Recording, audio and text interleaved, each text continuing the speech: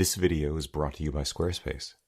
From beautiful design templates and custom domains to full-blown e-commerce, email campaigns, and powerful analytics that you can set up in minutes, Squarespace is the place to go for all of your website needs. Hey everybody, I'm Hugh Brownstone for Three Blind Men and an Elephant, and today I want to talk to you about this morning's announcement from Panasonic, not only of the S5, their new $2,000, call it full-frame GH5, or if you prefer, their GH5-sized baby S1H, but of their commitment to deliver a quadruplet of 1.8 Lumix S-branded lenses, the 24, 35, 50, and 85mm primes, this last one being the first to become available this November, a 70 to 300 4.5 5.6, and an as-yet unnamed successor to the GH5, though when that successor will arrive remains anyone's guess. What Panasonic is delivering right now with the S5, however, is, in my book, the least compromised 2000 give or take full-frame hybrid on the market. Their answer really to Sony's 2.5-year-old A7 III, though where they've compromised and your budget will of course determine whether or not you feel the same way. Hold those thoughts, though I need to mention this up front because I just learned about it last night and I think it is an outstanding deal. While supplies last, and I don't know how long that will be, I could not get an answer, Panasonic is bundling in Sigma's lovely little DGDN 45 2.8 for free, effectively reducing the cost of the S5 to just $1,450.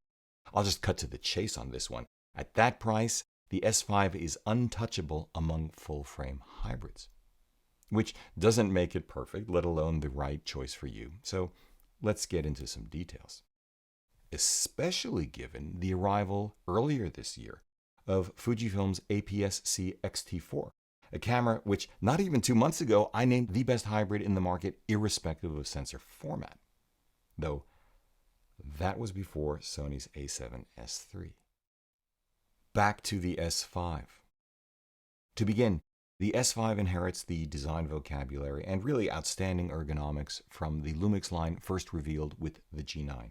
It feels really good in my hand and is a step up in build quality from the GH5, though it does not inherit the G9's top panel LCD. Oh well. The S5 sports the highly regarded 24.2 megapixel sensor and processor from its much bigger and heavier sibling, the S1, along with things like truly excellent Ibis, beautiful color, notably superior to the G5, excellent dynamic range, excellent high ISO performance,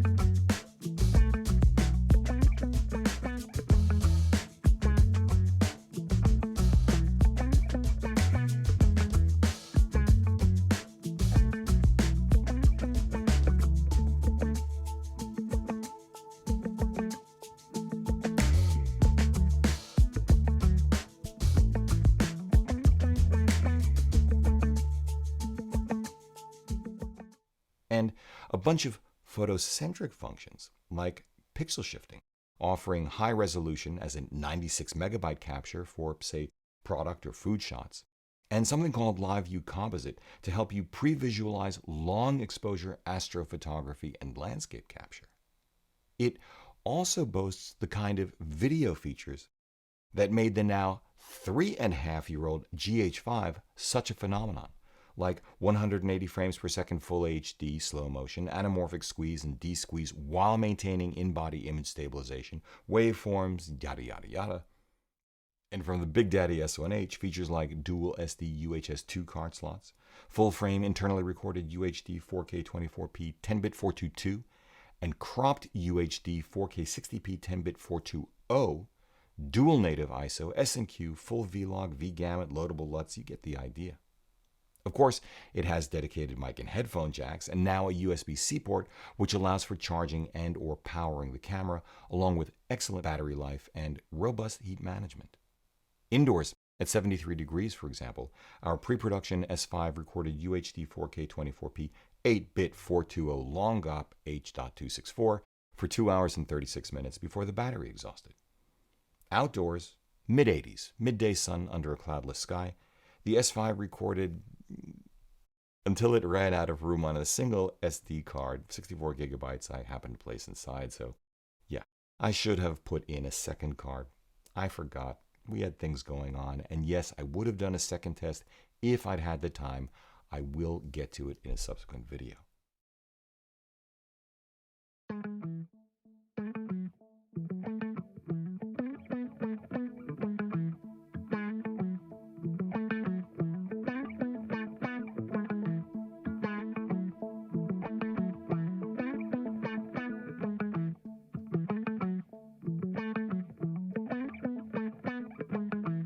Anyway, you may have already noticed some of the compromises I implied earlier.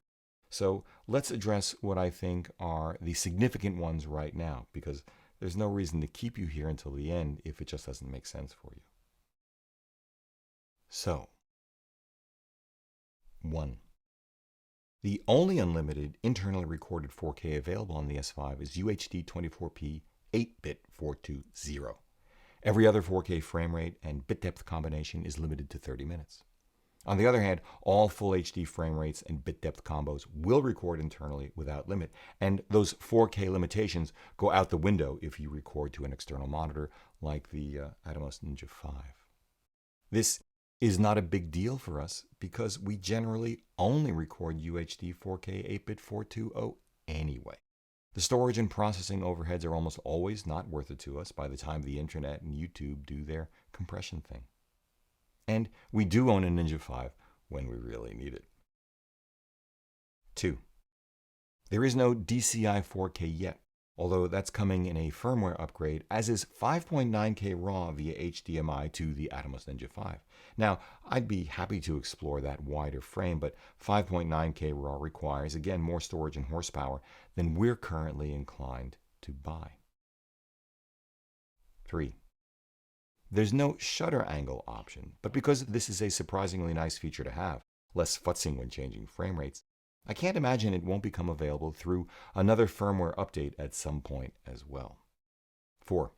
The S5 inherits, as I mentioned, the same 4K 60p crop factor as the S1H and will only record 4K 60p at 10-bit 420 internally. Now, this doesn't bother us either because we only use 60p for B-roll. We've never used 10-bit nor 422 for it.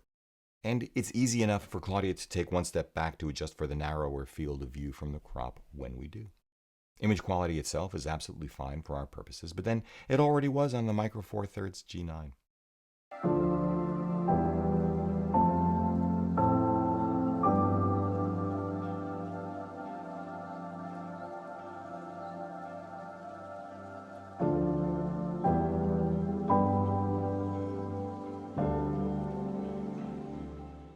Still, just like it is on the bigger S1 SIBs, this is suboptimal. There are no two ways about it, especially if you're switching between video and stills, as you might for events and you're going wide. At worst, it requires one more lens, and that is annoying. 5. The S5 does not inherit a full-sized HDMI port that even the GH5 and G9 have. It makes do with a micro HDMI port, which I really don't like. It is simply not a reliable connection with regular use. So this detail is important for those of us who would otherwise happily and regularly rely on external monitors or recorders. 6. The S5's autofocus system is still contrast detect only, which wouldn't matter if it didn't matter, but it does. Contrast detect, even with the clear advances Pani has made in their algorithms, are not fully competitive with the best hybrid phase detect systems. Full stop. We couldn't, for example, consistently get the S5 to pass our incredibly mundane but repeatable tracking test.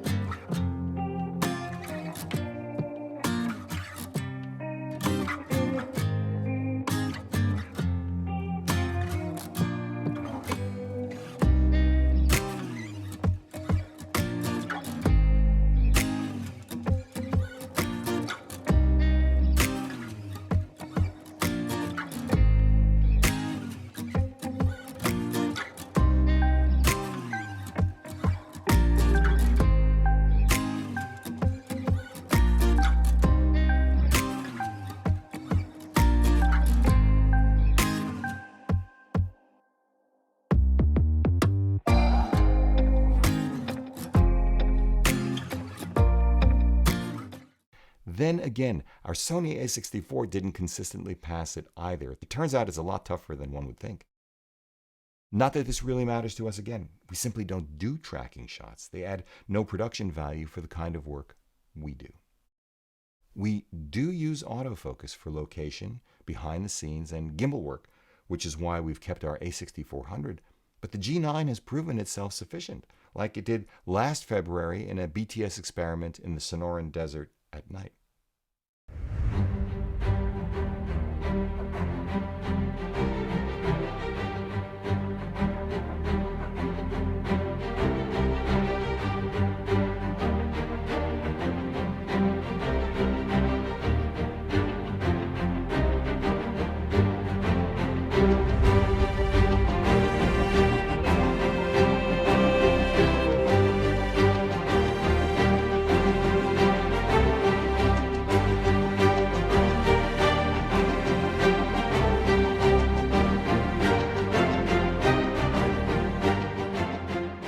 We usually use manual focus and choose our depths of field carefully for interviews and talking heads. We don't want surprises at the end, we don't want to break the conversational flow during a session, and we have had hiccups. We just can't say that the autofocus has worked as well for what I like to call whack-a-mole either. You know, this kind of thing. Our reality here in the Batcave is that if it were reliable, it would save us time and effort because then we wouldn't have to do separate B-roll, though I think separate B-roll looks better.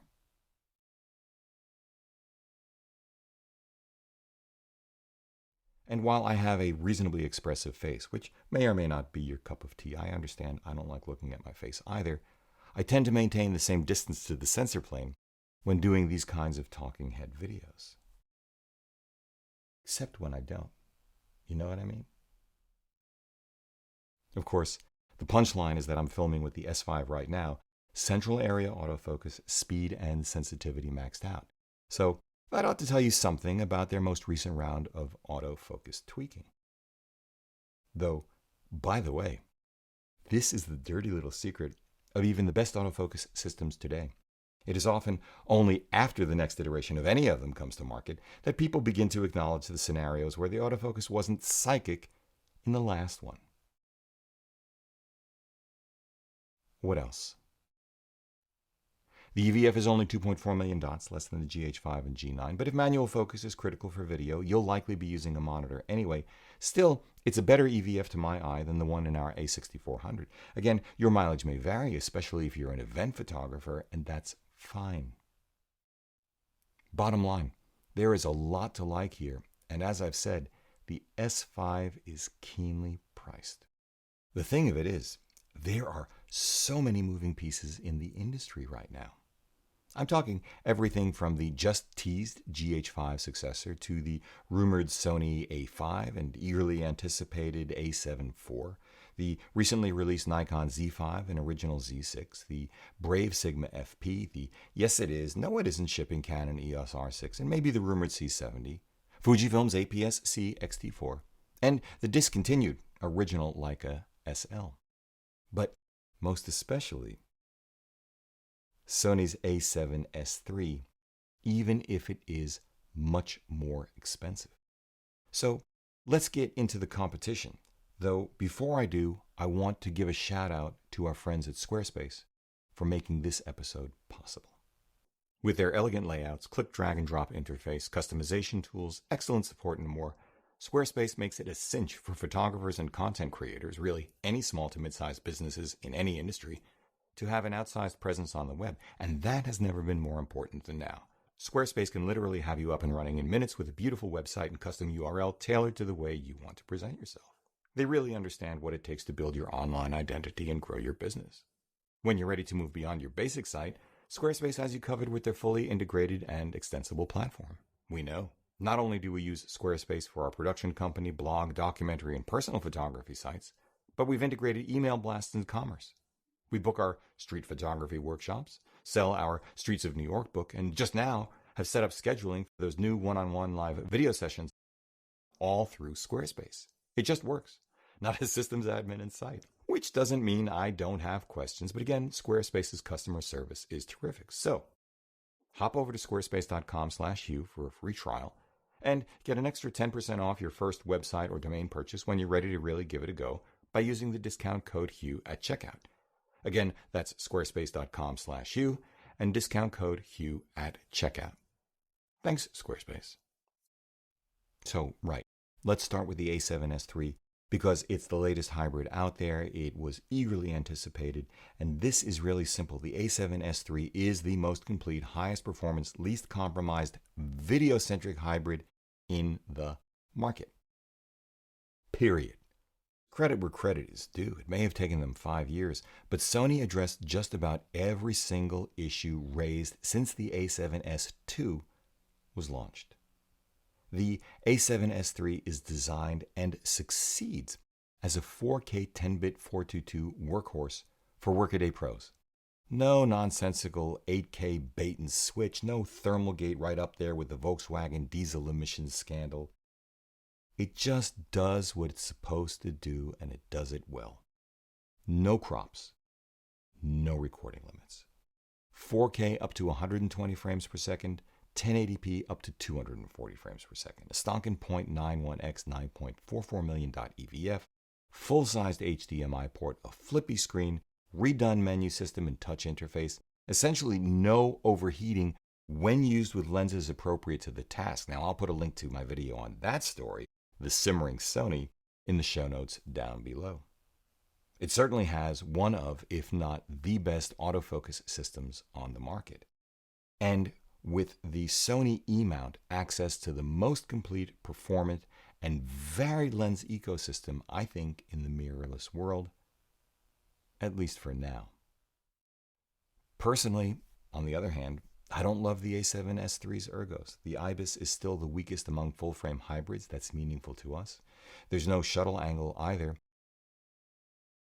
And the 12-megapixel sensor does limit its utility as a stills camera for what we do. But once again, that's just us. And it doesn't really matter because we use different cameras for our personal street work anyway. It's an at one with one's horse kind of thing. There's also no denying that Sony's lineup of camera bodies is so complete and advanced that you can simply add an unmatched 61-megapixel A7R4 to an A7S III for a killer combo if you need that kind of additional resolution for stills, and it will still make an excellent B-cam for video.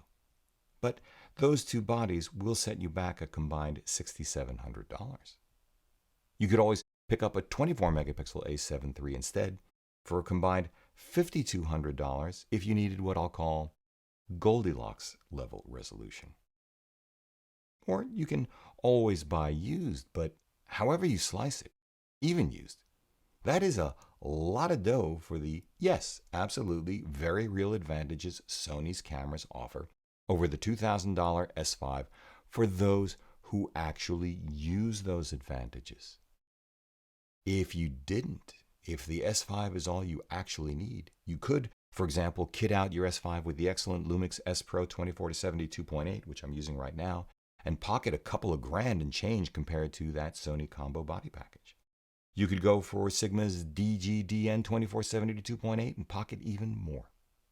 You could start with the surprisingly good and very inexpensive, if also slow, 20-63.5 to 5.6, which allowed us to get beautifully crisp shots like this.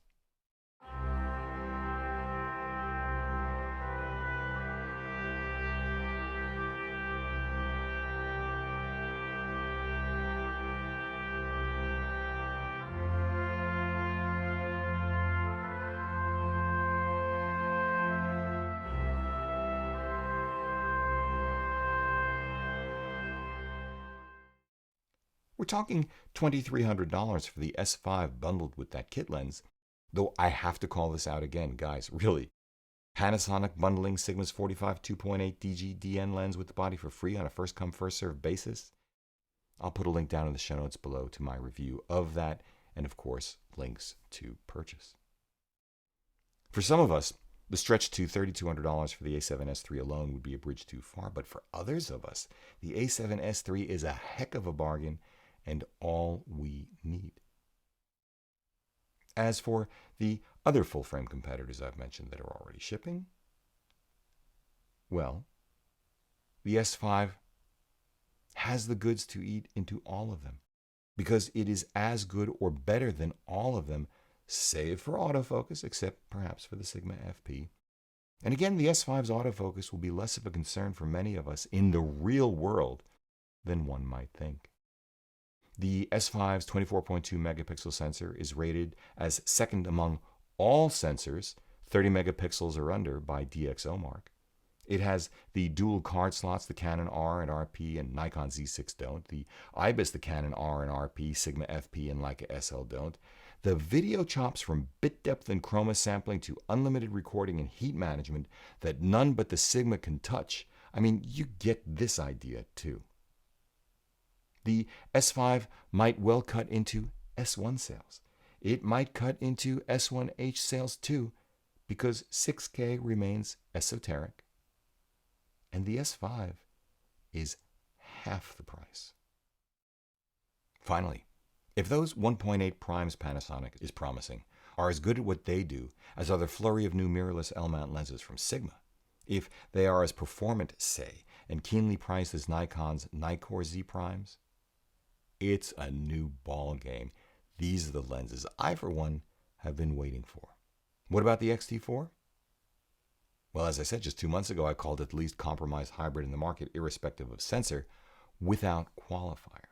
But the S5 now matches or exceeds the X-T4 when it comes to video in ways that are more important for what we do than where and how the X-T4 exceeds the S5 when it comes to stills.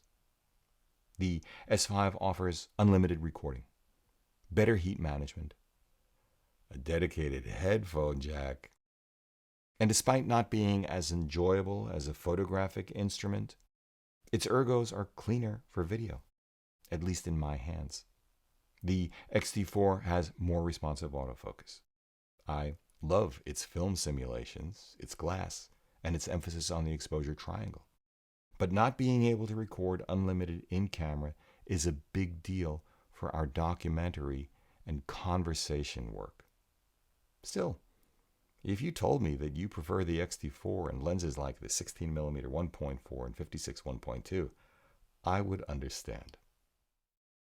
Which leaves us with cameras that aren't officially here yet. The Sony A5, A7 IV, the Canon C70, and let's call it the GH6. Since we don't know with certainty what any of these cameras will be or when they'll arrive, let's just say this. If the rumors are right, and the A5 has the guts of an A7 III and an A6600 body with an A7S III's flippy screen priced at the same $2,000 as the A7 III, it will not be a match for the S5 from a video, Ibis, or ergonomics perspective, not by a long shot. But if an A7 IV is coming out anytime soon, has the body of the A7S III, and simply matches the S5's video performance at anywhere near the price, that will be a problem for the S5. And we've seen this before, right? Great cameras come out, think Panasonic G9 or Fujifilm X1, and then blammo, Sony announces the next generation of the camera at which those cameras were aimed. A7 III. If the C70 is as the rumors suggest, RF mount, Super 35, and no Ibis, its appeal is likely limited for non-Canon hybrid shooters, but it may be very successful for Canonistas. Maybe. The fiercest competitor to the S5, I think, is actually a GH6 with hybrid phase detect autofocus, if that's what's coming. I hope that's what's coming. That's because, one, if it comes with a new sensor which addresses autofocus and color science with the kind of dual native ISO already in the GH5S and now the S5, along with the color science now in the S1 and S5 series, it will likely offer everything the S5 does for video and more because it can, given the smaller, lower pixel count sensor, save for low light performance at the same ISO. Think read-write speed, and suddenly maybe you're looking at a Micro Four Thirds A7S III with better Ibis and at least in some ways better stills performance too. 2. If a GH6 arrives with hybrid phase detect AF, it will likely finally have the autofocus performance, call it parity or rough parity with Sony and Canon, that Panasonic fans have been clamoring for years. At that point, Panasonic's advantages in ergonomics, functional thoroughness, and performing as advertised will become even clearer. 3. Once lenses are considered, a GH6 system will be significantly smaller and lighter, especially at the long end, than full-frame camera systems, giving up virtually nothing in the way of image quality at this point, though the glass may not be less expensive and may not yield the absolute shallowest depth of field. But think about that carefully. Consider the GH5 today, for example, with the only two lenses we use regularly for video A and B-roll, the Leica DG Vario Sumilux 10-25 1.7 and Vario Elmarit 50-200 2.8-4. Just these two lenses give us full-frame equivalent fields of view and depths of field of 20 to 50 millimeter at f3.4, which is pretty well perfect for interviews and talking heads wide open, because shallower than that and you can get into trouble. And 100 millimeter f4 through 400 millimeter f8, which is perfect for city B-roll, in a package small enough so that Claudia doesn't mind it because she's our primary shooter. At least she doesn't mind it too much.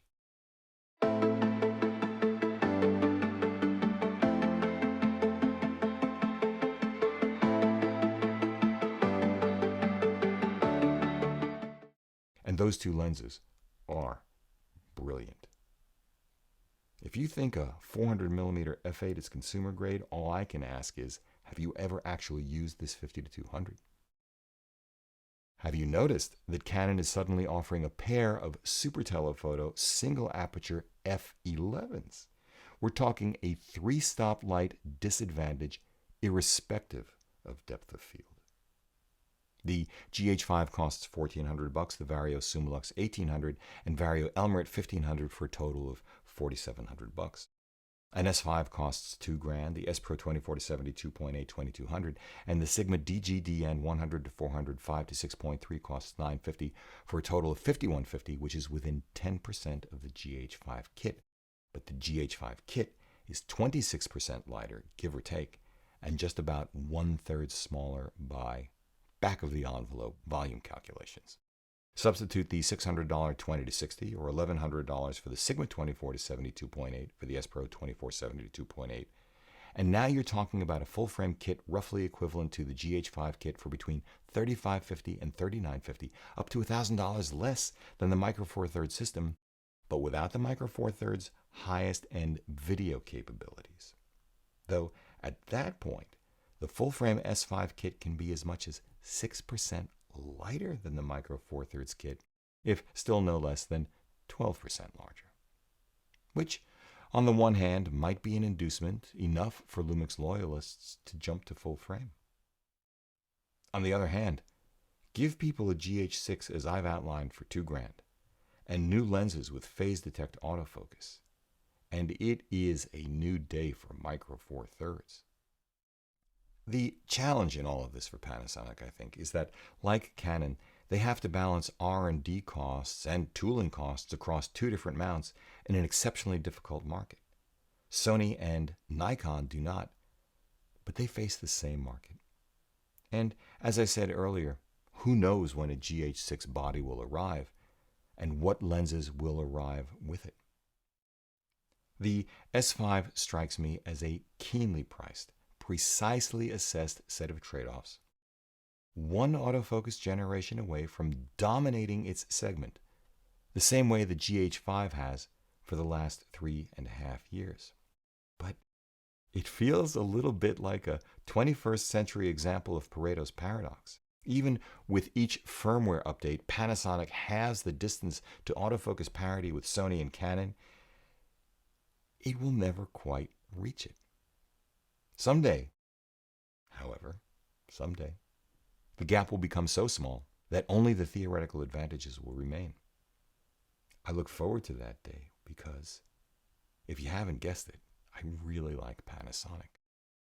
In the meantime, with Sigma's growing roster of DGDN lenses designed specifically for mirrorless cameras like the 45 2.8 and 85 1.4 ART, Panasonic's upcoming 1.8 primes, and the incredibly expensive but simply incredible Leica Apo Summicrons, the S5 may just become the gateway drug into the L-mount alliance. Choice of metaphors aside, I'd like that.